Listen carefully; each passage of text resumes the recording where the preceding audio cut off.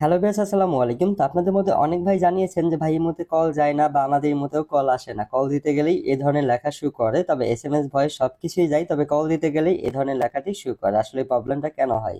বা আপনাদের মধ্যে অনেক ভাইয়ের আবার এই ধরনের লেখাটাও শো করে, তবে হচ্ছে এখানে এসএমএস ভয়েস বা স্টিকার, ফটো, ভিডিও সবকিছুই সেন্ড হয়, তবে কল দিতে গেলেই কল সেন্ড হয় না বা কল যায় না বা কল আসেও না। এই যে দেখতেছেন আমার একটা আইডিতে আমি স্টিকার পাঠাই বা হচ্ছে এসএমএস পাঠাই, সবকিছুই যাই, তবে যখনই কিনা কল দিতে যাই, কল দিতে গেলেই দেখবেন যে এ ধরনের লেখা স্ক্রিনে শো করে এবং কি কল যায় না। সো আপনাদের অনেকেরই এই প্রবলেমটা হয়েছে। আপনাদের মধ্যে অনেক ভাই জানতে চেয়েছেন যে এই প্রবলেমটা কিভাবে সলভ করবেন। তো আজকের এই ভিডিওতে আমি আপনাদেরকে দেখিয়ে দেবো যে আপনাদের যাদের কল দিতে গেলে এ ধরনের প্রবলেম দেখায় তারা এই প্রবলেমটা কিভাবে সলভ করবেন। তো চলুন ভিডিওটা শুরু করা যাক। সো যেই আইডিতে কল যায় না সেই আইডিটা ওপেন করতে হবে। সো আমার যে আইডিতে কল আসে না সেই আইডিটা আমি ওপেন করলাম। ওপেন করার পর যেটা করতে হবে, এই যে প্রোফাইল আইকন, জাস্ট এখানে ক্লিক করতে হবে।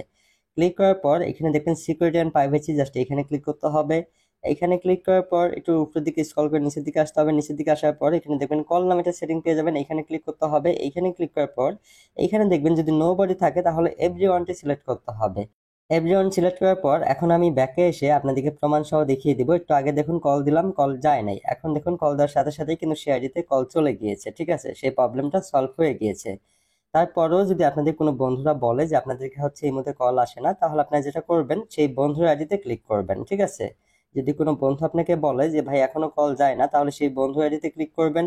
ক্লিক করার পর সেই বন্ধু আইডি প্রোফাইলে ক্লিক করবেন, তারপর চলে যাবেন তিনটা ডট চিহ্ন, জাস্ট এখানে ক্লিক করবেন।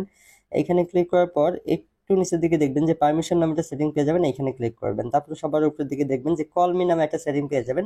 এই সেটিংটা যদি বন্ধ থাকে আপনার চালু করে দিবেন, তাহলে আপনার বন্ধুরা আপনাকে কল দিতে পারবে। ঠিক আছে, সো মূলত এই ব্যাপারটা আমি আরো ভালো করে আপনাদেরকে ক্লিয়ার করে বুঝিয়ে বলতেছি। আপনাদের অনেকেরই মনে প্রশ্ন থাকতে পারে যে ভাই এই সেটিংটা কার ফোনে করবা, আমার ফোনে না আমার বন্ধুর ফোনে।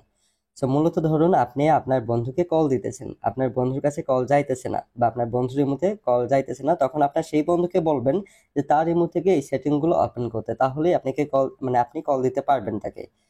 বা একইভাবে আপনার বন্ধু যদি আপনাকে বলে যে ভাই আপনার ইমোতে কল যায় না, তখন আপনার ইমো থেকে এই সেটিংটা করে নেবেন। তো আশা করি আপনার সবকিছু বুঝতে পারছেন।